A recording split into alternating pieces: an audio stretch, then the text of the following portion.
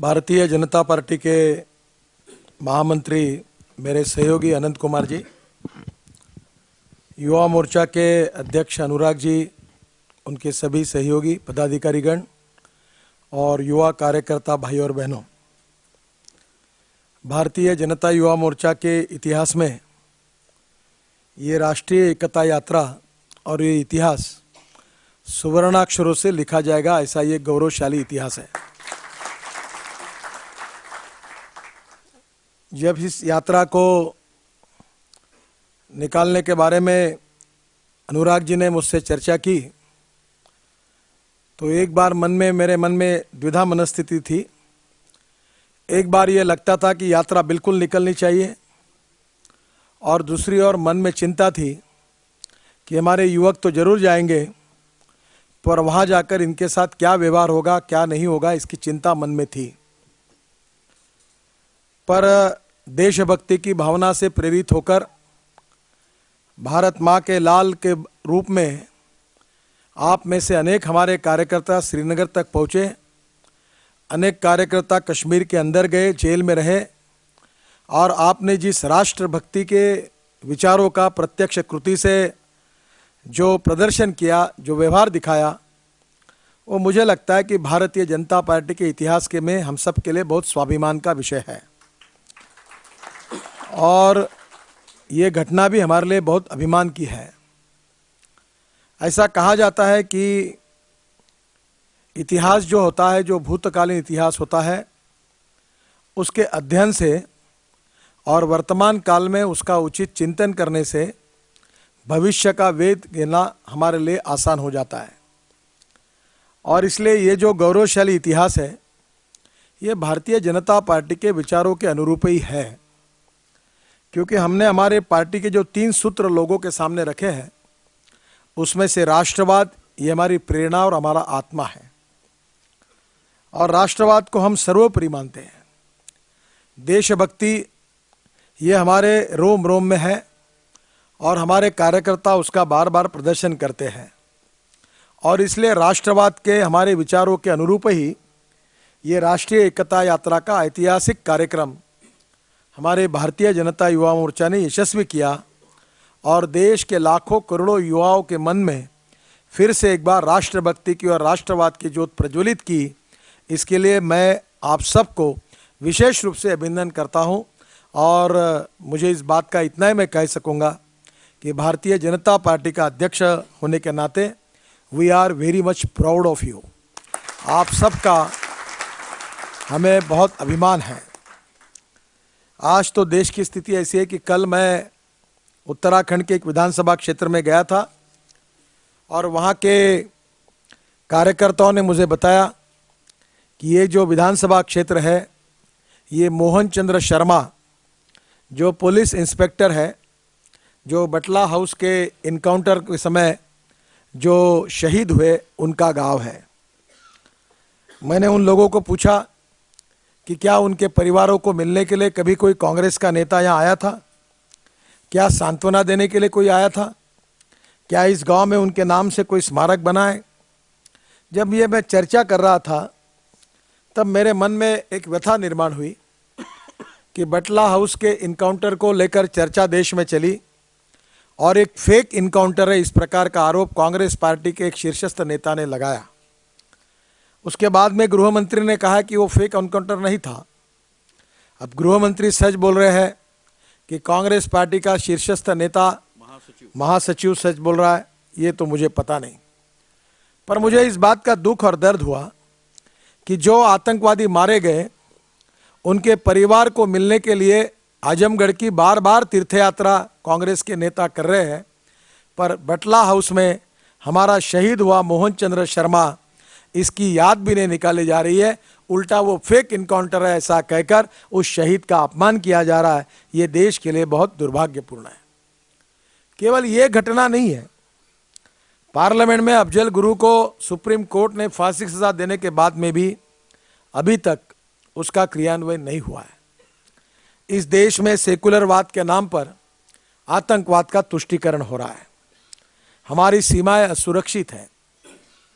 विशेष रूप से आपको पता होगा कि पशुपति से तिरुपति तक 180 जिले आज नक्सलग्रस्त हुए हैं। और इतना ही नहीं, और हमारी जो चाइना की सीमा है वो भी असुरक्षित है। और पाकिस्तान को विशेष रूप से इस बात का पता चला कि हम तीनों लड़ाई में हिंदुस्तान को हरा नहीं सकते। इसके कारण उन्होंने हमारे देश के साथ एक प्रकार की प्रॉक्सी वॉर शुरू की है। ये क्रॉस बॉर्डर टेररिज्म जो है ये प्रॉक्सी वॉर है। मैं अमेरिकन एम्बेसडर जब मुझे मिले तब मैंने उनको एक सवाल पूछा था कि 10 साल पहले आप क्या एक हादसा हुआ उसके बाद में आपके देश में एक भी आतंकवादियों ने हमला नहीं किया? हमारे यहाँ हर साल में कितने हमले होते हैं, कितने लोग निरपराध लोग मरते हैं, इसकी तो मालिका ही शुरू है। हम केवल श्रद्धांजलि के कार्यक्रम करते हैं और मोमबत्ती जलाने का कार्यक्रम करते हैं। बहनों और भाइयों, देश बहुत कठिन परिस्थिति से जा रहा है। आर्थिक स्थिति भी बहुत खराब है और राष्ट्रीय स्थिति भी बहुत खराब है। हमारे देश में जो सरकार है उसकी हालत ऐसी है कि सरकार एक डेड बॉडी जैसी सरकार बनी हुई है। उनको थोड़ी सी जान है और इसलिए डॉक्टर उसको डेथ सर्टिफिकेट नहीं दे सकता। कोमा में है, आईसीयू में है, और इसलिए आंखें हैं पर दिख नहीं रहा है, कान है पर सुन नहीं सकते, मुंह है पर बोल नहीं सकते, हाथ है पर हिलते नहीं और पैर है पर चल नहीं सकते, पर जिंदा है। ऐसी अवस्था सरकार की है। एक मजबूर प्रधानमंत्री और एक असहाय सरकार जो भ्रष्टाचार के आरोपों में घिरी हुई है, न देश की सुरक्षा की चिंता कर सकती है, न देश की आर्थिक स्थिति की चिंता कर रही है। देश में लूट मची है और पूरे दुनिया में इस सरकार की विश्वासार्हता समाप्त हुई है। मैं कुछ दिन पहले लंदन में था तो वहाँ के पार्लियामेंट मेंबर के साथ चर्चा करने का, वहाँ मेरा भाषण भी हुआ, चर्चा करने का मौका भी मुझे मिला। तब मैंने एक बात मेरे ध्यान में आई कि कोई भी सरकार, कोई भी इंस्टीट्यूट, कोई भी कॉरपोरेट बॉडी, कोई भी संस्था चलाने के लिए 5 बातों की ज़रूरत होती है। एक तो लीडरशिप चाहिए, दूसरी लीडरशिप की विश्वसनीयता चाहिए, लीडरशिप को विजन चाहिए, डिसीजन मेकिंग प्रोसेस है, निर्णय करने की क्षमता चाहिए, और कमिटमेंट और पॉलिटिकल विल, ये दोनों चीज़ें चाहिए। 5 बातों का अगर विचार करेंगे तो हमारी केंद्र के सरकार के पास एक भी चीज़ अभी नहीं है, ऐसी अवस्था है। और इसलिए हमारे जैसे राष्ट्रभक्त लोगों के सामने जो आह्वान है वो और बड़ा है। और इसलिए आपने ये राष्ट्रीय एकता यात्रा के रूप में हमारे देश को जगाने का कार्य किया है। आतंकवादियों के खिलाफ, अलगाववादी ताकतों के खिलाफ एक जनजागरण करके हिम्मत के साथ आपने श्रीनगर तक पहुंचकर एक देशभक्ति का परिचय दिया है, एक राष्ट्रवाद की, प्रखर राष्ट्रवाद का परिचय दिया है। और भारतीय जनता पार्टी की संस्कृति, इतिहास और विरासत इससे जुड़ने वाली ये बात है। और इसलिए इस गौरवमय इतिहास को एक डीवीडी के रूप में आप सब कार्यकर्ताओं के पास ये पहुँचे और सभी कार्यकर्ताओं को इस गौरवमय इतिहास से कुछ प्रेरणा मिले, इसलिए डीवीडी का निर्माण भी किया है। मैं अनुराग जी को विशेष रूप से उनको और उनके सभी साथियों को मैं हृदयपूर्वक धन्यवाद देता हूं। और मैं आपसे प्रार्थना करूंगा कि ये जो डीवीडी है ये लाखों करोड़ों युवाओं तक पहुंचे, क्योंकि आज जितना जनजागरण होना चाहिए उतना नहीं हुआ है। हमारे कॉलेज में, हमारे कैंपस में जो हमारे युवा है उनके दिलों तक ये इतिहास अगर पहुंचेगा तो करोड़ों युवा भारतीय जनता पार्टी के इस राष्ट्रवाद के यज्ञ में निश्चित रूप से शामिल होंगे, ये मेरा दृढ़ विश्वास है।